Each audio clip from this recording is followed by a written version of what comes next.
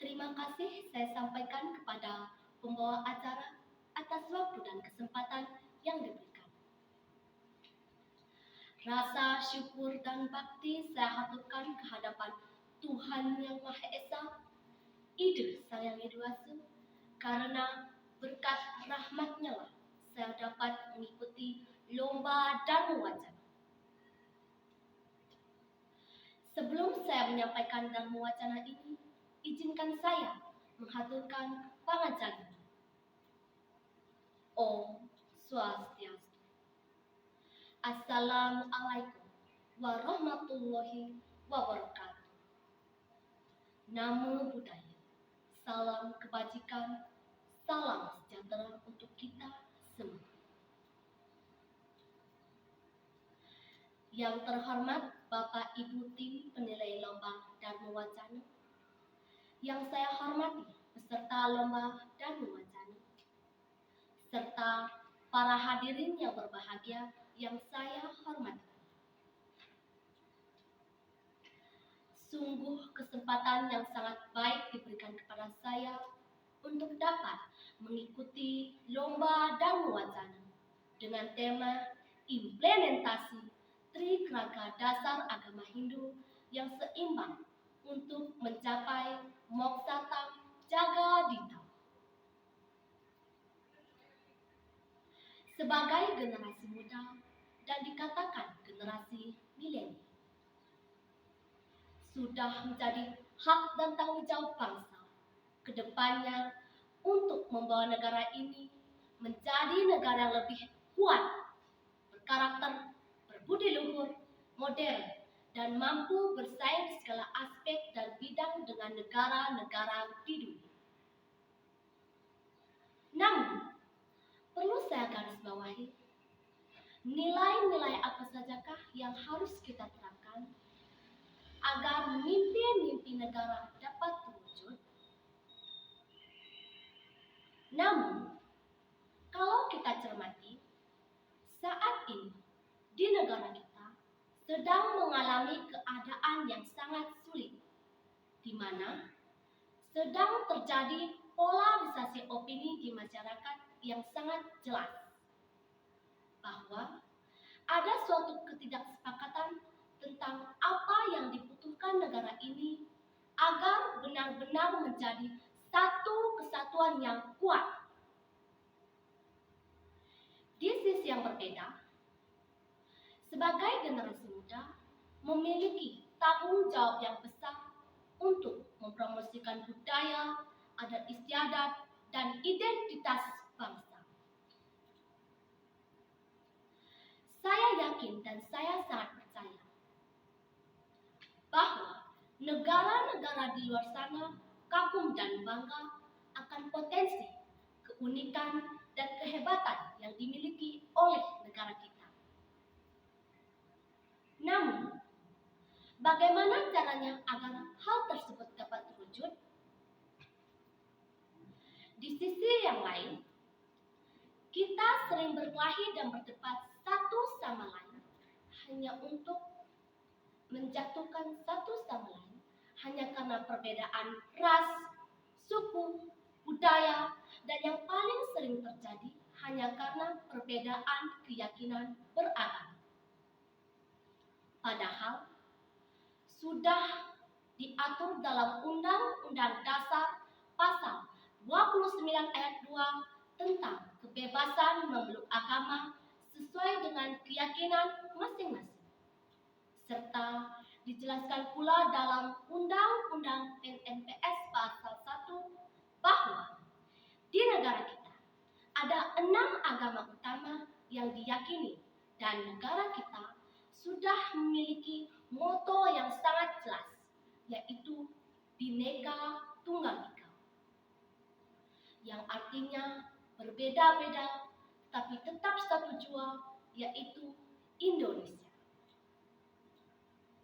Tapi, mengapa?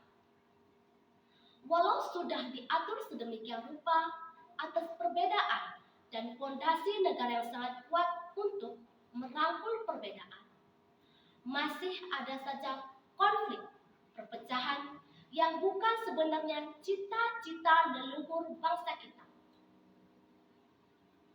hanya karena alasan perbedaan.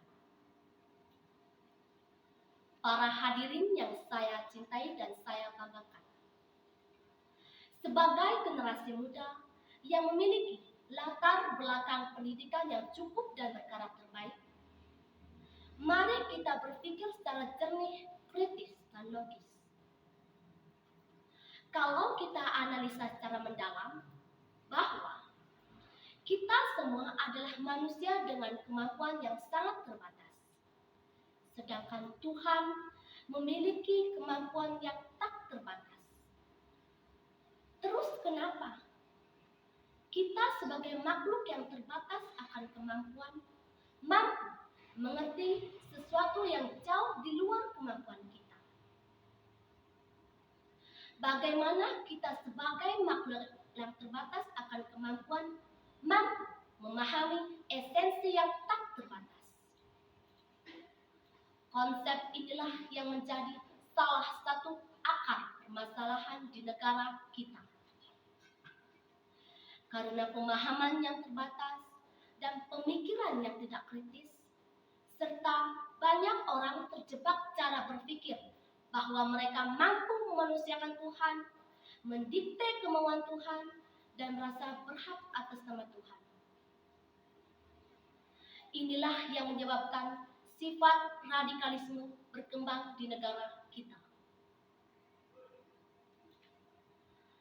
Saya berpikir bahwa bahaya yang paling berbahaya di negara kita adalah adanya beberapa kelompok tertentu yang bertindak seolah-olah atas nama Tuhan, namun digunakan untuk kepentingan pribadi atau kelompok tertentu. Menyesatkan generasi bangsa yang sebenarnya tidak ada dalam kitab suci agama apapun, dan bahkan sebenarnya bertentangan dengan ajaran agama manapun. Dalam fenomena ini, karena kita kurang mampu memberikan ajaran kebenaran agama yang sesuai dengan akal logika, sehingga mereka lupa akan pentingnya menyimbangi ilmu yang dimiliki dan dipelajari dengan nilai-nilai yang terkandung dalam ajaran agama, budaya, sains, dan adat istiadat atau aliran pemikiran yang adiluhung di negara kita. Para hadirin yang saya cintai dan saya banggakan, kalau kita lihat dan cerna bahwa fungsi agama meliputi beberapa hal, yaitu yang pertama, untuk membimbing kompas moral manusia. Kedua, untuk mengingatkan manusia agar tetap saling menjaga satu sama lain. Ketiga, kita hidup di dunia ini sangat singkat dan terbatas. Oleh karena itu, selalu menjadi manusia rendah hati, saling menjaga, dan saling membutuhkan di antara kita semua. Maka dari itu, saya tegaskan kembali bahwa tanpa fondasi yang kuat, tidak akan ada negara yang kuat. Oleh karena itu, mari bersama-sama memaknai hidup di dunia serta memaknai tujuan agama, yaitu Moksatam Jaga Dita. Terima kasih atas perhatiannya. Saya mohon maaf apabila ada beberapa kata saya yang kurang baik dan menyinggung para hadirin. Itu dikarenakan ketidakmampuan dan keterbatasan saya. Saya tutup dengan Brahma Santi. Om Santi, Santi, Santi, Om.